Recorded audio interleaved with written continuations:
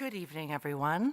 My name is Shelley Ambrose. I'm the Executive Director and the Publisher of The Walrus, and welcome to Concordia University presents The Walrus Talks Disruption.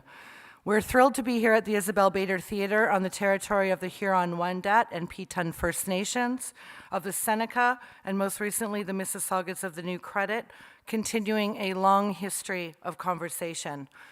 This little optimistic project called The Walrus, we are 28 people in a basement. We started 15 years ago, and what we recognize is that Canada's conversation is complex and necessary and takes many forms at The Walrus. We have fact-based journalism at The Walrus magazine and at thewalrus.ca. We have The Walrus books, The Walrus podcasts, and in rooms like this, The Walrus Talks. No matter where The Walrus is or how it is consumed, we embrace our commitment to be independent and to bring together interesting and interested people who care about the issues that matter. So let's play my favorite game. Hands up if you read The Walrus. Hello, everyone. Hands up if you support our independent fact-based journalism financially by subscribing or donating. You are my favorite ones. That is excellent. Hands up. Well, I have to say, this is a very special night because we have just crossed the 100th Walrus Talks. Yes. That's a big milestone for us, so hands up if you've been to a Walrus Talks before. Welcome back. Hands up if you're new. Now we welcome the new people. Thanks for coming out. Any previous Walrus talkers in the audience? Let me see you. There's one. There's another one. Welcome back to you guys, too. So, as I mentioned, there's no way we can do the work we do without your support and without our partners. And one of our strongest, longest partnerships is with the folks at Concordia University. I think we have some Concordia alum with us tonight. Where are you? Welcome, Concordians. Thank you for being with us, Concordians and everybody. Please share your experience tonight. Hashtag Walrus Talks on social media, or at least pretend to be doing that while you are checking the results for the midterm elections in America. While you're in there, just a little social media push would be much appreciated. So we've been working with Concordia, as I said, for several stellar years as part of their Thinking Out Loud series. Back when we first met with them, we were very impressed and remain so by their approach to education and the way they design programs to actually prepare their alumni to be at the forefront of the disruptions in all sectors and to make the best attempts at using these disruptions to make a better world rather than a scarier world. To tell us more, please welcome our friend, Concordia University's President and Vice Chancellor, Alan Shepard.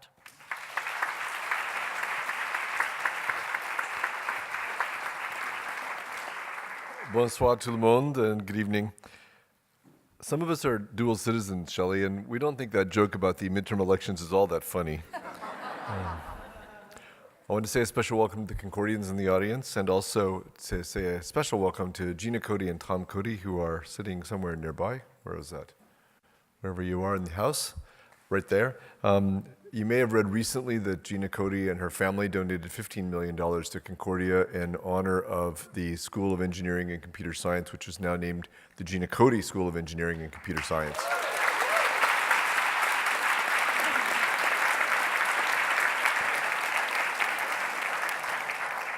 That's a first for Canada and either a first or second for all of North America. We're really proud of it. I'd like to say a special thanks to the Walrus team and Shelley Ambrose and crew. It's a really fun partnership and a great partnership for Concordia. I was a talker myself a couple years ago. I did one on the future of the liberal arts. It was both stressful and exhilarating, and I wish all of tonight's speakers good luck. On the theme of disruption, I'll just say, because Shelley already said what great things we're doing at Concordia, I'll just add that if you want an education for the 21st century, you really need to be in the mix. You need to know people from all kinds of language groups, religions, places on Earth, and you need to be working together and big problems to be solved through university education, through the research that we do. That's what's happening at Concordia. We're about 50,000 students these days, and I encourage you to send nieces, nephews, daughters, sons, grandchildren, yourselves. It's never too late to come study at Concordia. Thank you and have a great evening.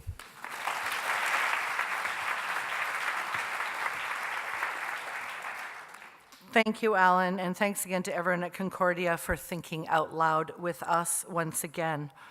So, disruption, a disturbance or problem that interrupts an event, activity, or process. One could argue that that definition covers just about every aspect of our world today and involves almost every sector. There is disruption, as you know, in democracy, in education, identity, language, media, social media, justice, science and tech, cannabis, reconciliation, gender, human migration, and, well, a whole lot more.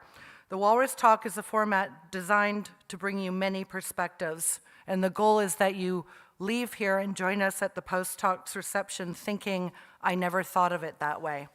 Here's how the Walrus Talks works. Each talker, there are 7 of them, has 7 minutes. They know this. Each will come up and introduce themselves. The program you received on their way in, keep it in your hand, it's your tool. On the front, the talkers are listed in speaker order, and if you'd like to know more about them, their bios are on the back. I do not come up in between and read to you. We know that you can do that, and that you can follow along yourselves. So you will see and hear 7 talkers in a row, and once your head is full of new ideas, we'll have lots to talk about at the reception. Just before I let them get underway, I'd like to thank each in advance. Thank you to journalist and author and 2018 CBC Massey lecturer, Tania Walrus. Thank you to President of Catalytic Health, Rohit Khanna. Thank you to Professor of Communication Studies and Concordia University Research Chair in Intersectionality, Violence, and Resistance, Yazmin Giovanni. Thank you to journalist, poet, editor, and Walrus contributor, Mark Abley. Thank you to Professor and Concordia University Research Chair in Microbial Engineering and Synthetic Biology, Vincent Martin. Man, that was a good one. Thank you to comedian and singer Tania Walrus, and thank you to writer, poet, and musician Mustafa Ahmed. And thank you all for coming. Let us begin.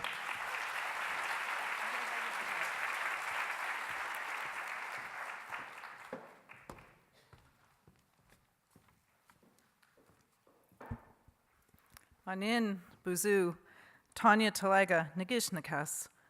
My name is Tania Walrus. I am a journalist and I am an author.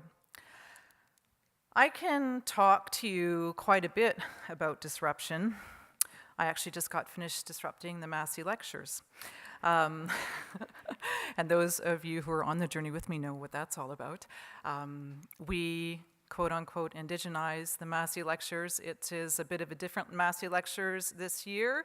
If you saw us across Canada, you'll know of what I speak, and if not, you'll be hearing about it next week, hopefully, as they begin to be broadcast on Monday night. But tonight, I am going to tell you one story, and I'm going to focus on one aspect of disruption, and that is about a law that has been on the books in Canada since 1876. And that law is called the Indian Act. The Act was created to isolate Indigenous peoples on remote reservations and to keep them subservient to Ottawa for more than 100 years. It also kept them out of the way of settlers as they went across Canada and settled this nation. The Indian Act has been described as a form of apartheid, a piece of legislation designed to control and tame the Indigenous population. The Act historically outlined every aspect of life for an Indigenous person in Canada. It was through the Act that the Canadian government formed policy surrounding residential schools, placed bans on religious ceremonies, restricted access to courts, limited movements by First Nations people off the reserve without permission from the Indian agent.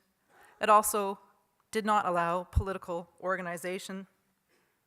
To this day, it dictates the terms of who is considered a real Indian under federal statute and hence who receives treaty rights.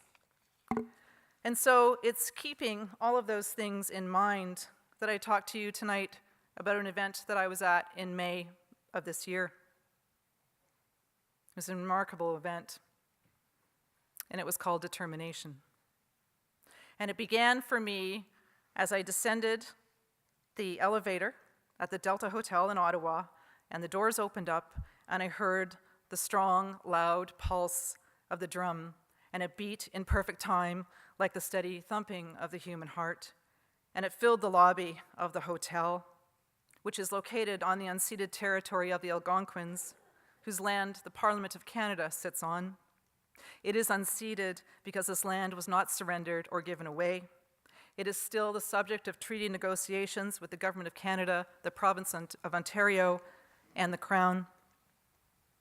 On May 23rd, 2018, a First Nations-led conference was called Determination. We held it there. And it was about moving beyond the Indian Act. The airy, light-filled lobby smelled of sweet smoke. A smudge ceremony was taking place in the grand ballroom. It was where we were all meeting. The conference was organized by the Grand Chief of Anishinaabe Nation, Alvin Fiddler, and he brought together an impressive list of close to 300 First Nations elders, leaders, knowledge keepers, youth, authors, lawyers, for 2 days at the conference. We were all there just to imagine a future without the Indian Act. Many respected people were there. Lawyer Bev Jacobs, one of the first presidents of the Native Women's Association of Canada, Ovid Mercady, former chief of the National Assembly of First Nations, youth leader Max Fineday, a number of grand chiefs representing everyone from BC all the way through Ontario. And the conference was also hosted by Osgoode Law School.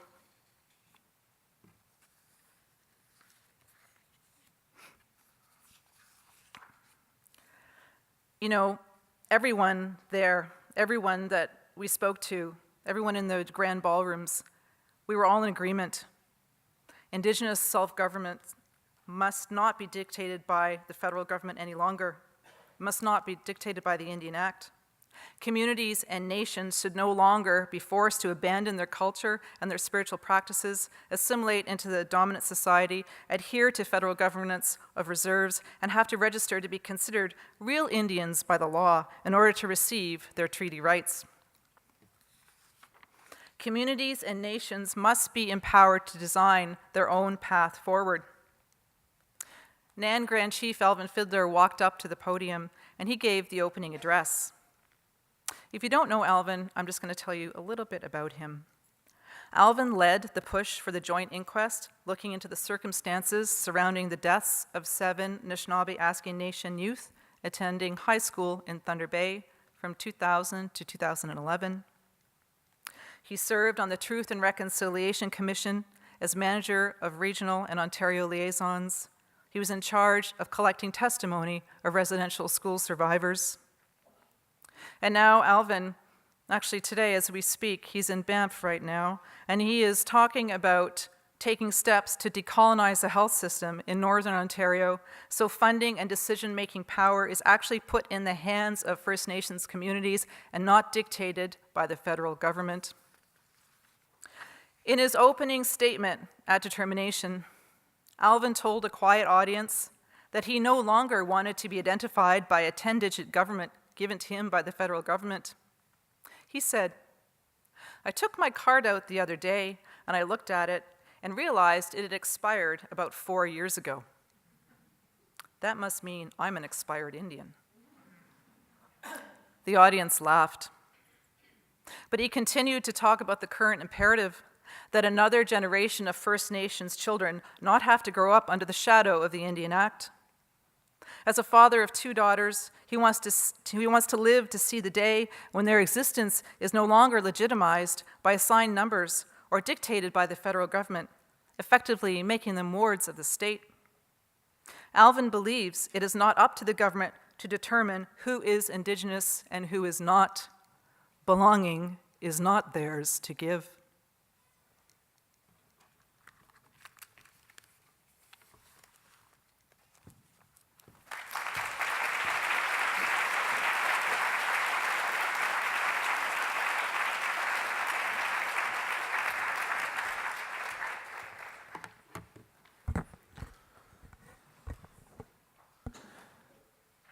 Good evening. My name is Rohit Khanna, and it's a pleasure to be here tonight. So tonight we're going to talk about the big D, the D word, disruption. And I think it's fair to say that most people, when they think about disruption, they think of it as a positive thing. When you think about disruption in your life, the products, the services you use, generally they make your life better. And the same is true in my environment, in healthcare. Today, we have accelerated drug discovery and bench research using disruptive artificial intelligence and deep learning algorithms to bring medicines to the market faster than we ever could before.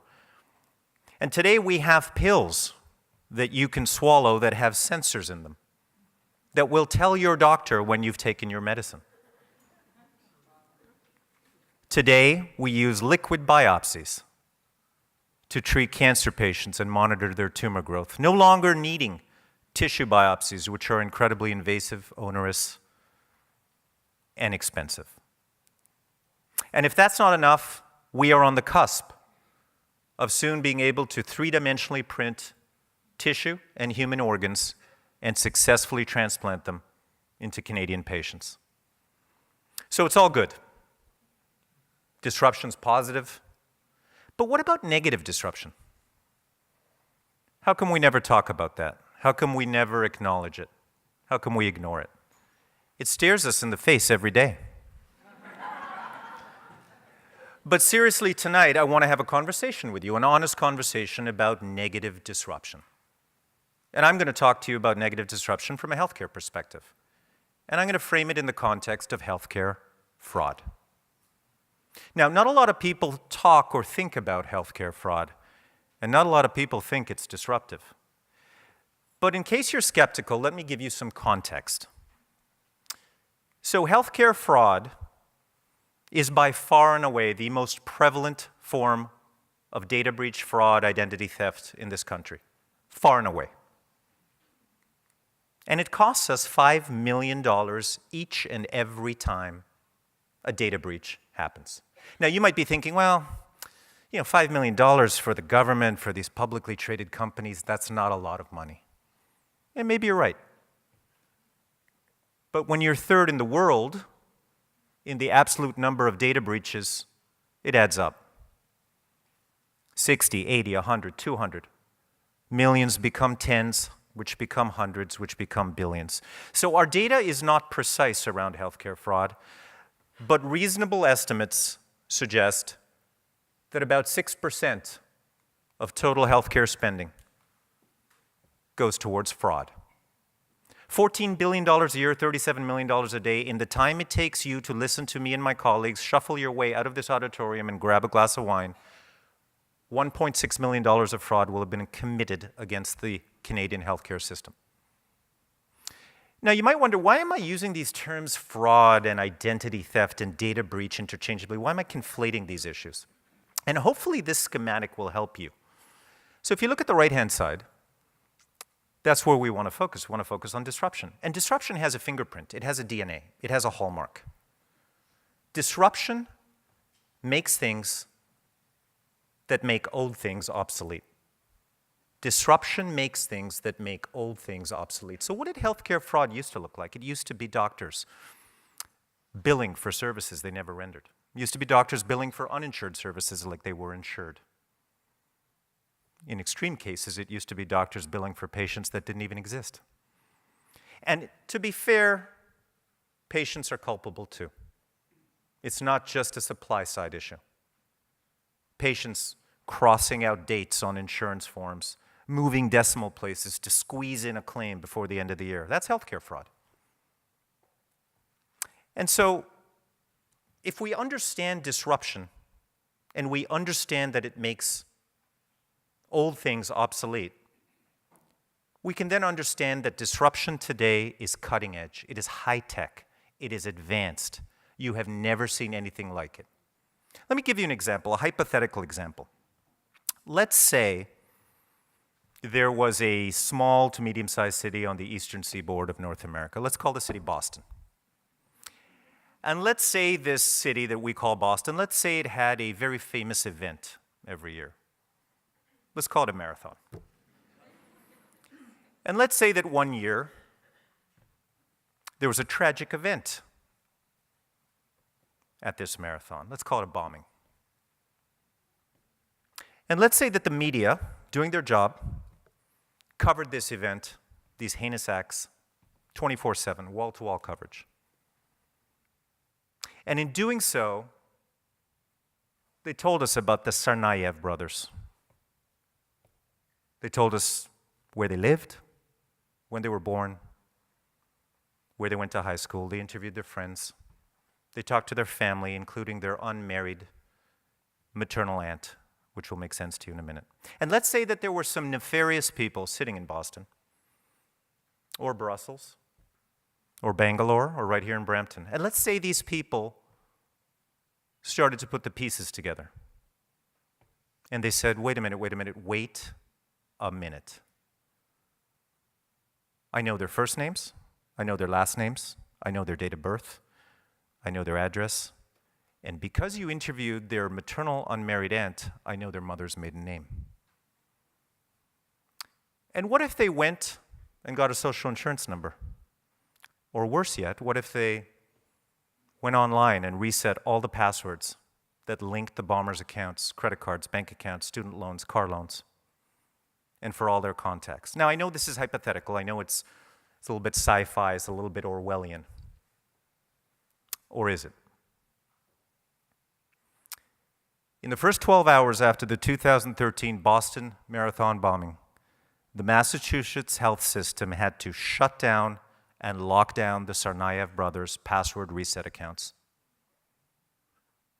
This stuff is happening today. This is disruptive. It is no longer moving decimal points, changing dates, billing for services that you never rendered.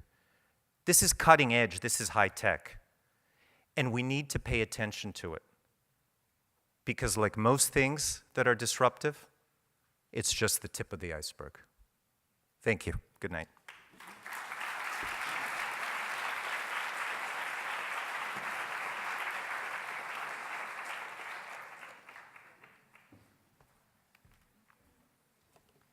That's a hard act to follow. Hello, my name is Yazmin Giovanni, and I'm going to talk to you about something quite different. What does racism feel like? What does being the other feel like? I came across an excerpt by a psychiatrist who provided the following testimony about the impact of sexual assault. She said, "We all have a sense of invulnerability that allows us to get up in the morning and believe that bad things are not going to happen.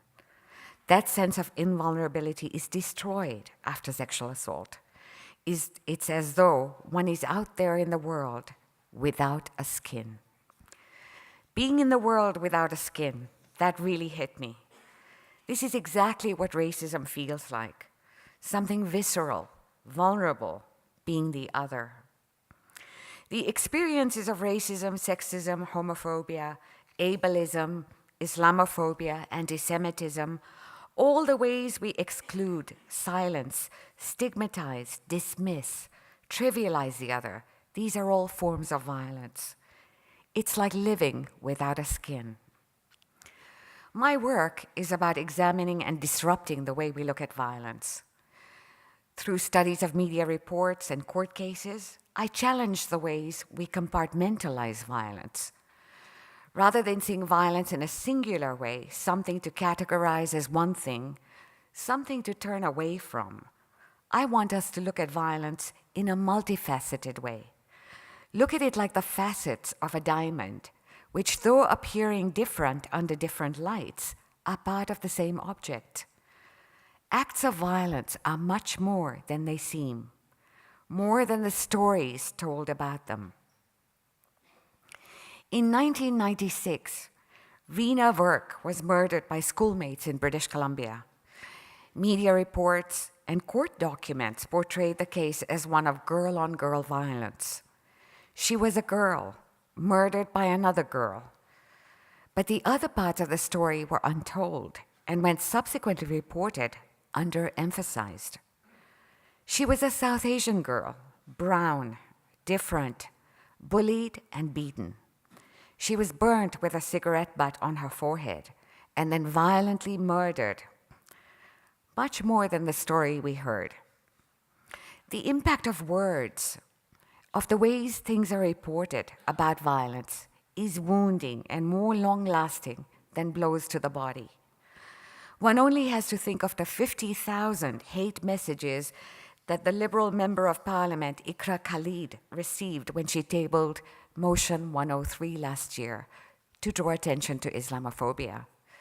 These were messages of sheer hate, peeling away at the layers that make one safe, like living without a skin.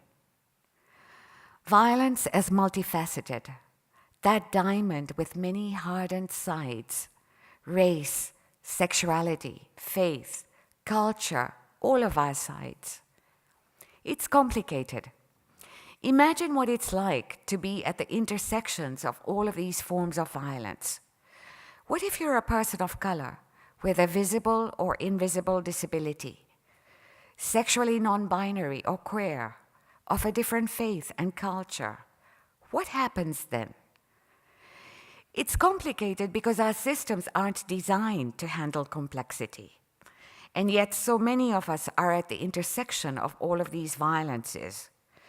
But we are called upon to identify ourselves through one or perhaps two lenses, that of gender, race, class, sexuality, ability, or faith. And these categories of identity are used to classify, categorize, and sort us into streams, leaving invisible those of us who are situated at the intersections of multiple forms of oppression and violence. My research encourages a complex view, an intersectional lens, ways to see the whole individual, and to teach students to read and see acts of exclusion in culture, in media, for the complex stories they are, for the violences that are embedded in them. Our role is to counter laws and practices that ask us to separate or section ourselves into parts that are readily intelligible versus those that create noise, meanings we can't decipher. I want to suggest to you that acts of exclusion are acts of violence with complex meaning, and our systems, judicial, media, cultural, emphasize single parts, things that catch our attention but force us to look away, so that you won't feel like you are living without a skin. So what can we do? What will be our antidote to cultural forms, news, media, so infused with violence and exclusion? First, I would suggest resist essentialism in all things. Essentialism refers to the belief that everyone who looks like they fit into a particular category is the same. Because not every brown person here is like me, nor are all the women the same, or all the men the same, or all indigenous peoples the same. Simple? Obvious? Yes.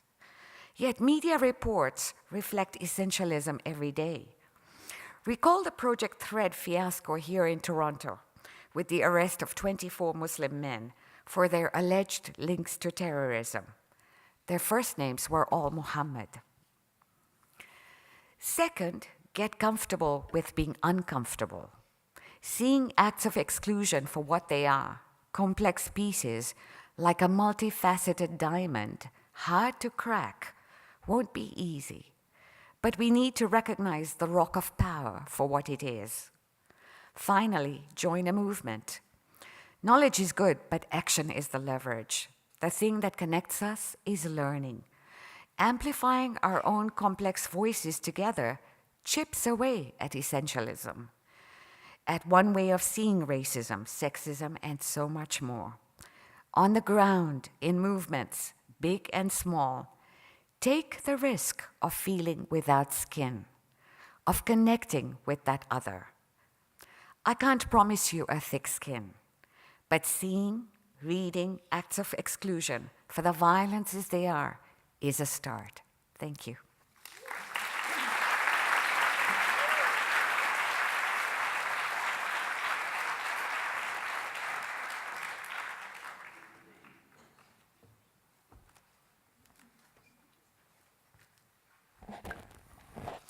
Sego, Buzu, Kamusta. Hi, I'm Mark Abley. Ni hao, unukut, bonsoir. We'll hear a bunch of disruptive ideas tonight, but I want to come at disruption a bit differently. I hope to make you think about the languages in which these ideas reach us. This country functioned for a century on the basis that it was basically an English-speaking nation that just happened to have a French-speaking minority. A lot of people still think of it that way. It's almost 50 years since the government led by Justin Trudeau's father took what was at the time the controversial step of declaring Canada an officially bilingual nation. But since 1969, demographics have changed in Canada dramatically, beliefs have changed too, and these changes may exert a profound and disruptive impact on how Canadians view our country. Consider, right here in the metropolitan area of Toronto, there are more than 2,500,000 people whose mother tongue is neither English nor French.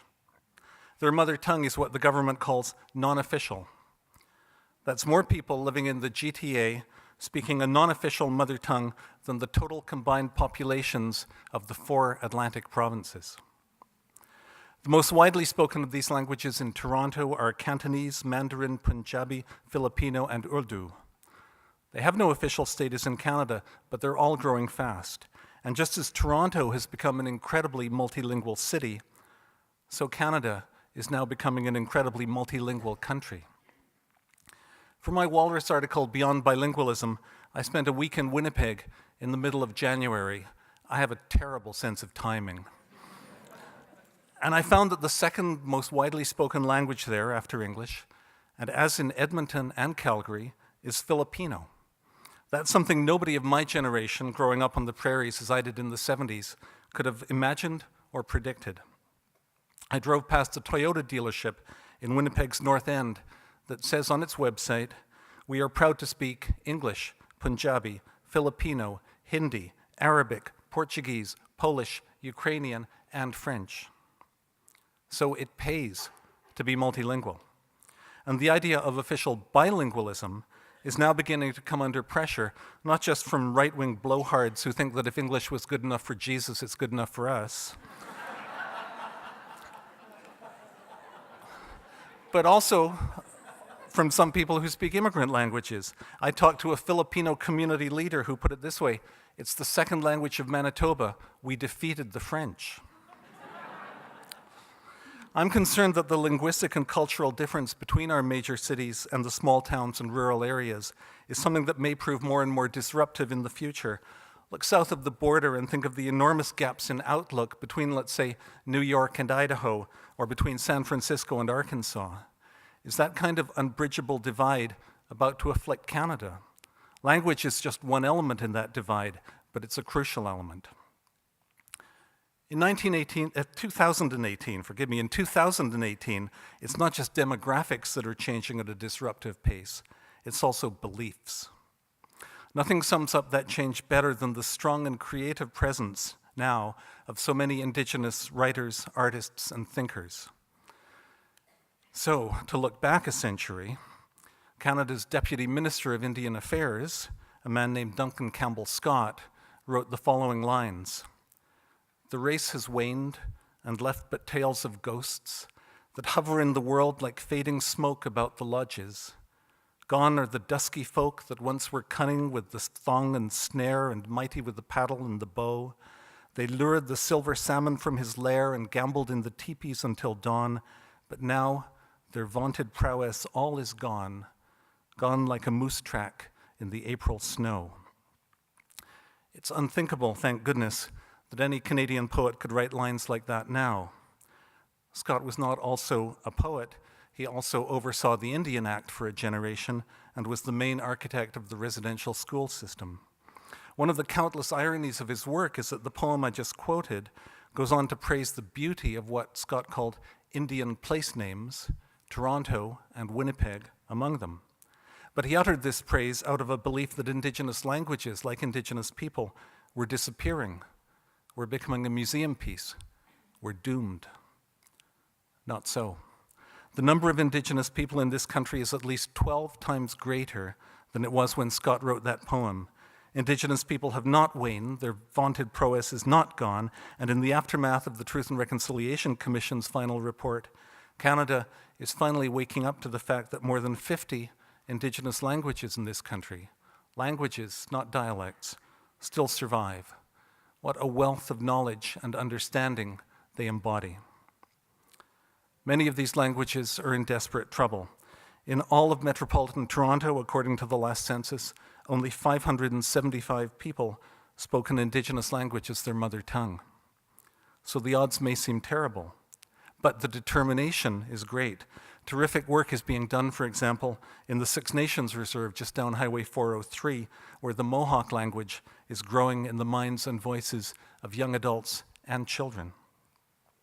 Some Indigenous languages still remain vibrant, not just the far-flung languages like Cree and Inuktitut, but also more localized ones like Atikamekw in central Quebec and Carrier in northern British Columbia. And at long last, the federal government has taken notice. When I received the invitation to speak tonight, I hoped it would be possible to remind you that an Indigenous Languages Act had recently been tabled in Parliament. That's not yet true. I'm told the target date is now December 15th. The work is taking longer than planned. But when it does happen, and I'm optimistically saying when rather than if, languages like Ojibwe, which have been spoken in the Toronto area for hundreds if not thousands of years, will at last have some formal recognition.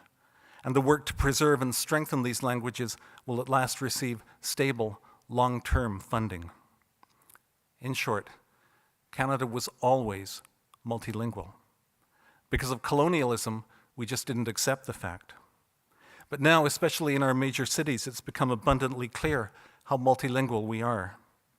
The passage of an Indigenous Languages Act stands to give the founding languages of this country a status they have never previously enjoyed. I'm not always proud of what the federal government does, but the idea of an Indigenous Languages Act makes me very happy. Niawan, Nakrumik, Miigwech.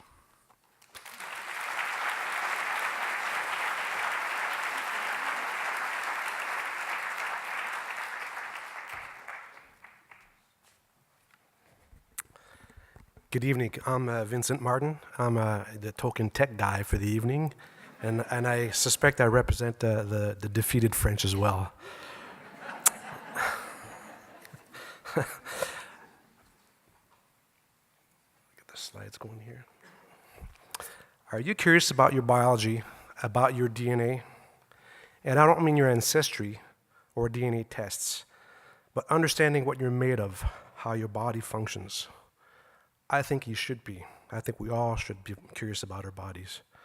To have as much interest in the science of our own body as we have about our new cell phone, our next widget, and our best Fitbits. So why should you care about DNA? Because I believe that all things DNA or biology is the next medium with which we will solve problems.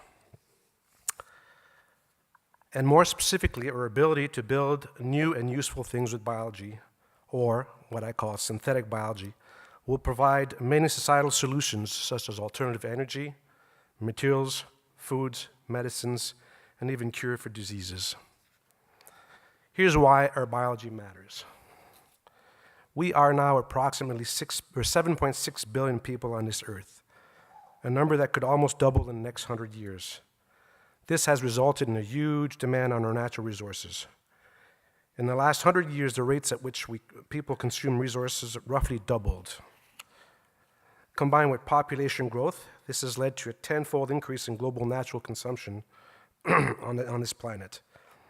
In the developed world, people now use roughly 16 tons of natural resources per year, and in some countries up to 40 tons. As you can easily imagine, this has led to significant deterioration of our environment, from pollution to extreme climate conditions. We can now begin to see the effects in the form of extensive droughts in some regions, leading to more severe forest fires and putting pressure on our food supply at a time when we need to feed a rapidly growing population.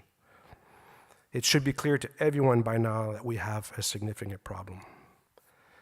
And unless we can all agree to change our behavior, we need a new technology innovation vector. We need a new solution. Much like steam, electricity, oil, and silicone have driven the past waves of technology innovation, I believe that biology will drive the next. Why do I believe that? Let me explain. The cost of reading the code of life, that is the A, T, C, and G of your DNA, has dropped at a rate higher than exponential. When the Human Genome Project began in 1990, it had the humble goal of reading the DNA code that makes up a human. That is the set of genes that were passed on to us from our mothers and fathers. It took 13 years and cost over $500 million to decode the first human. But it now costs less than $1,000 and only takes a few weeks. That's almost a 1 million reduction in cost. So why does this matter? It matters because decoding genomes, whether human, plants, or microbe, gives us the parts lists of biology. And from the parts list, we are quickly solving the puzzle of life, learning how the parts come together to form living organisms or cause disease. So where do we go from here, you ask? So far, we have mostly worked with what nature has provided us, but now that we have the code, why not modify it in a safe, purposeful, and intelligent way? And that in essence describes the emergent discipline of synthetic biology. It's about engineering and biology combined.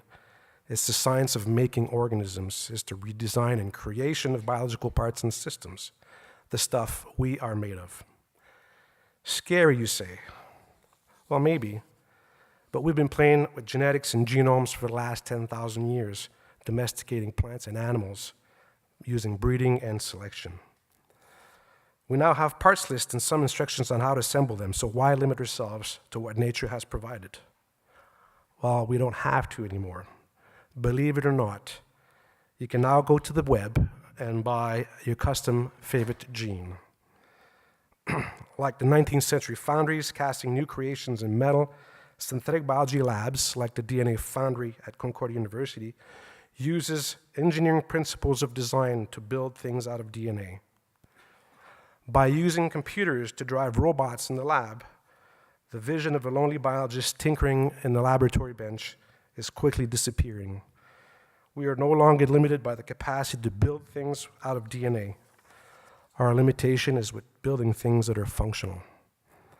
However, DNA foundries have accelerated cycles of DNA design, building, and testing, so we can get many kicks at the can until we get it right. The work is about producing advanced biofuels, replacing petrochemicals with renewable chemicals, sustainable food production, and even the production of pharmaceuticals and human therapies. For example, in our laboratory, we were able to build a synthetic yeast, the same yeast used to make wine and beer, to make an antimalarial drug instead of alcohol. We use the same yeast to make advanced biofuels and the pain medication morphine, which is normally produced by the opium plant. When it comes to synthetic biology, the future holds mind-boggling potential.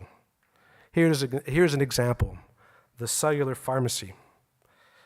This is reprogrammed human cells that, when introduced in the body, can find diseased cells and destroy or repair them without causing harm to healthy cells. Our next frontier, the game changer, that innovation vector, I believe, is synthetic biology. It's all about our biology. Hopefully now I've made you curious enough about your biology to get into the vector change that I've been talking about. Thank you.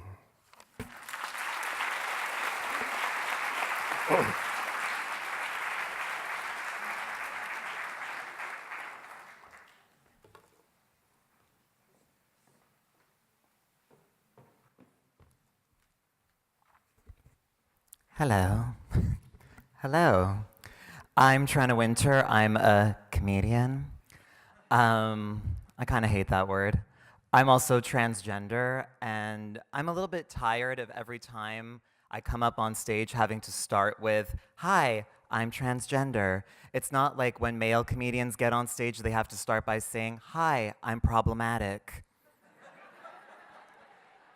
Thinking about the theme of disruption tonight, my mind kept returning to one place, The way that being transgender disrupts the gender binary our culture has imposed and enforced upon us.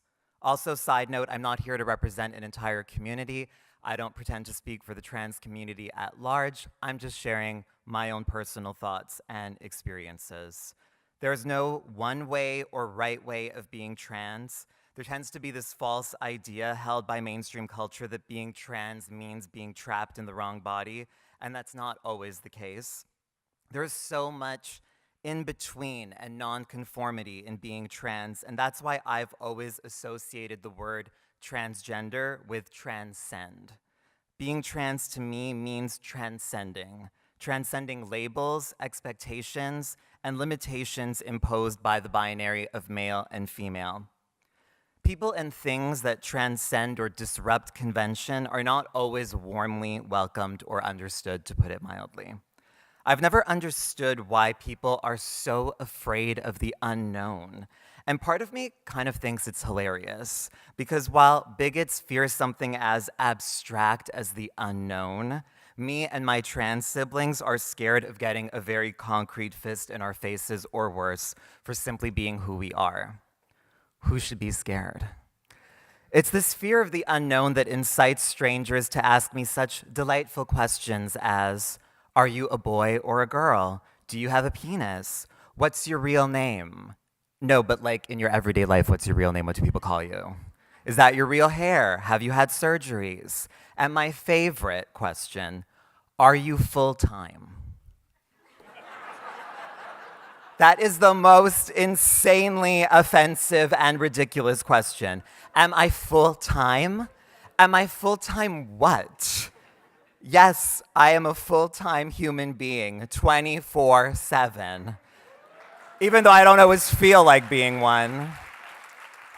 I pretend not to know what they mean by that question, but I know all too well what they mean. And what they're really asking is, do I look, dress, and act like a real girl all the time? It's as if until I adhere to society's warped feminine ideal, I do not exist.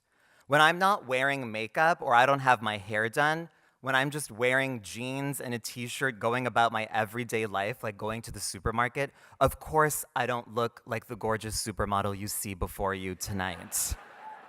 This is a 2-hour process. For the record, even Jennifer Lopez with no makeup on does not look like Jennifer Lopez. She has a team of 5 working for her. This fixation on appearance is particularly intense for trans people. There is a strong pressure to adhere and conform to the one-dimensional, exaggerated visual codes of masculinity and femininity. And when you adhere to these codes or standards, you get rewarded as a trans person. You get gendered correctly. People get your pronouns right. You are given attention and often, but not always, acceptance. If you identify as a trans woman but do not adhere to the conventional standards of female beauty all the time, chances are you will be misgendered, you will be seen as confusing, you will be the subject of verbal and sometimes physical violence, you will stick out and be regarded as a disruption. I've always minimized the experience of being misgendered because I don't like to admit how much it can hurt. Every time someone refers to me as a guy or refers to me using male pronouns, it stings. It's a mix of frustration, humiliation, and sometimes just outright hurt. If I, for example, have a face-to-face meeting with someone I've never met before, and it's like 9 in the morning and I don't feel like wearing full maquillage, I have to give people a warning. And it often goes something like this. We're gonna meet today, by the way, I won't be wearing makeup, but that doesn't mean I'm a boy, I'm a trans woman, please use female pronouns when referring to me. And I just hate doing that so much. I hate having to justify how I look and the way that I move through the world. What do I have to be seen? What do I have to do to be seen as the person I am? Am I supposed to be in makeup 24/7, get laser hair removal, have surgeries that I don't want to have just to make myself more easily understood by people? Why should I have to do any of those things? To the cisgender people in the room tonight, have you ever had to introduce yourself by saying, "Hi, I'm John, I'm a man. Please use male pronouns when referring to me"? Have you ever tried to hide at a party or an event, or not gone to an event at all because you were too anxious to have to explain your identity or worried you would be misgendered? The reason I am constantly having to explain and justify my gender identity is, again, because everyone's primary view of gender is based on physical appearance. And as much as I understand how deeply ingrained the visual codes of male and female are in our culture, it needs to stop. Stop assuming someone's gender based on the convoluted and limited gender cues our culture has set up. Just because you think someone looks like a boy or a girl doesn't mean they are. When we meet someone, we should ask them what their gender pronouns are. If we did this for everyone, it would alleviate so much pressure on trans people. If we all asked each other that question, it wouldn't be so humiliating. When I first put this talk together, I was thinking of my appearance as being a disruption to our culture's arbitrary and insane gender binary. I thought about the ways that I'm rewarded when I adhere to female standards and codes of beauty, and the ways that I'm shunned or made to feel awkward when I don't. In my ideal world, there are no labels at all. In my life, I am the most comfortable, happy, and at ease when I'm among the people who just see me for me. When I think about gender and identity, my thoughts often end with, what does being male or female even mean or represent? Our ideals of masculinity and femininity are simply inventions. They're so arbitrary. They are socially constructed prisons designed to control, oppress, and punish nonconformity. And I realized in writing this speech that I am not the disruption. We are not the disruption. It's our culture's narrow and oppressive constructs of masculinity and femininity that disrupts the potential limitlessness of our truest selves, each of us, trans or not. Thank you so much.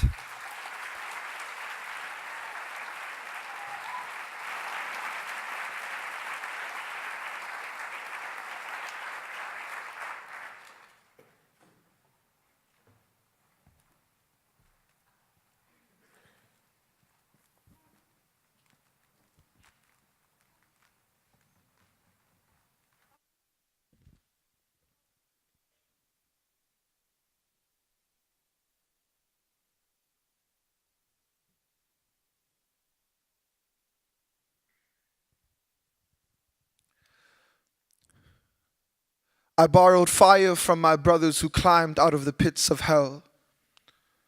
We burned through brick walls we weren't supposed to do well. Some kids grow up hearing the ocean from a seashell. We grew up hearing blood rush from bullet shells, hearts becoming bells that ring outside our skin. We ask ourselves, you think he really fell? Did death really win? 5 minutes away, another boy's feet are in the sand.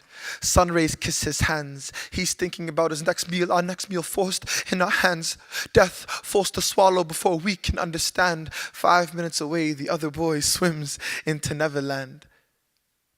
Living between the shoreline, between reality and fantasy.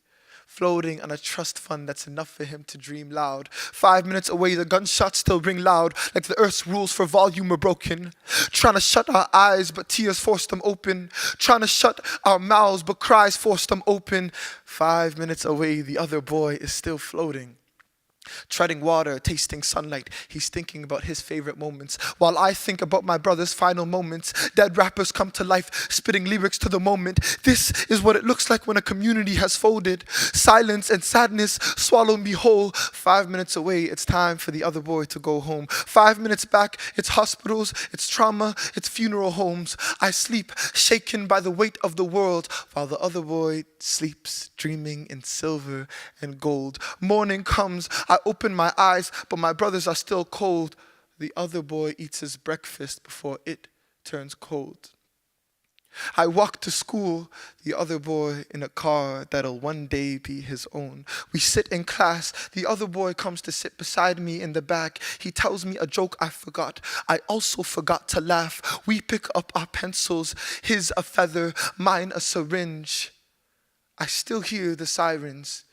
He still hears the ocean. Thank you, guys.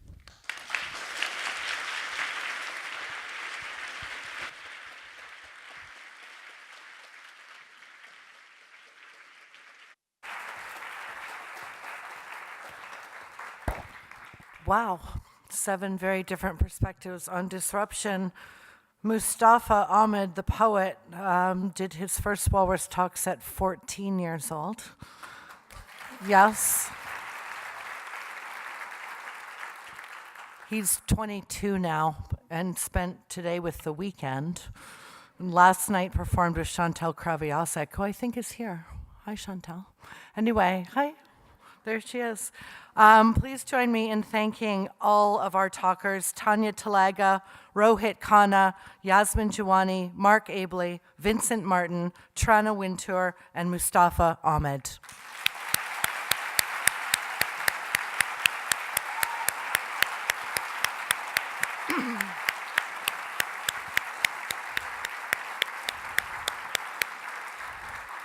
Now I'm going to ask the talkers if you guys would, all of my people, stand and out to the reception. I'm going to hold the audience for a couple of minutes, and we will meet you there. Yes, you can clap for them again.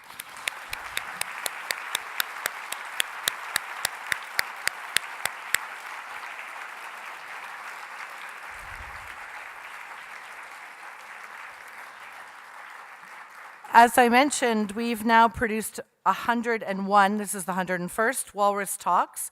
That means there are now more than 700 Walrus Talkers, 700 7-minute Walrus Talks videos you can watch wherever and whenever you like.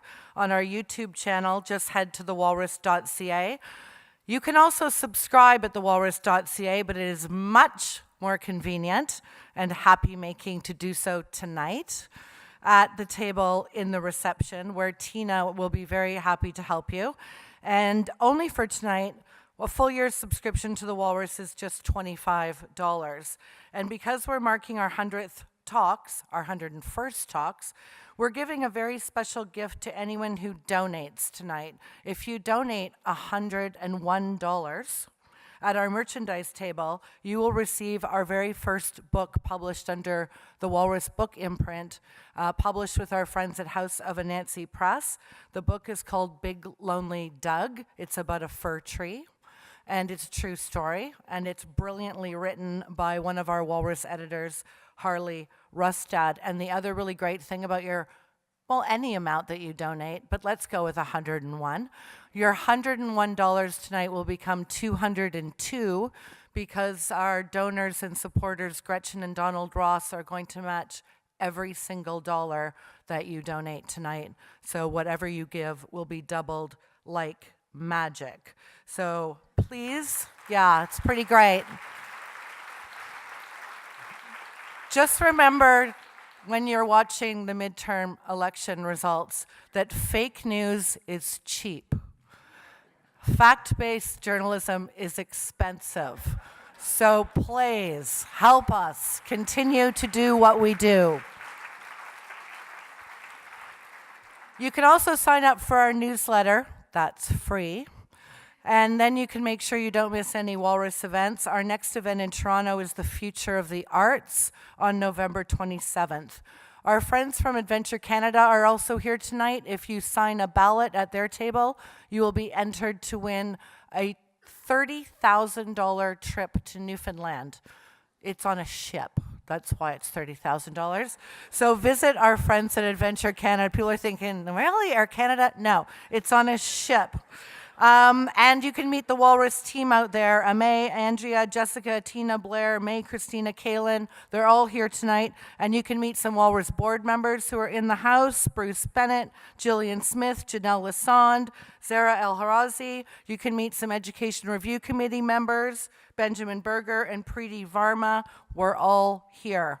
I would like to thank Alan Shepard, Sammy Antaki, Philippe Beauregard, Joanne Peltier, and everyone at Concordia University for your amazing support. Thank you again, Concordia alum, for being with us tonight. Thank you to our national partners. Isn't it nice that I have so many people to thank? We are so lucky. Thank you to our national partners, Inspire and Shaw, for being with us everywhere.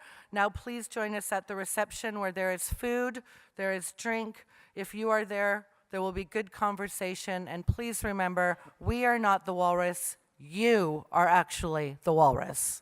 Thank you. Good night. Megwitch, merci.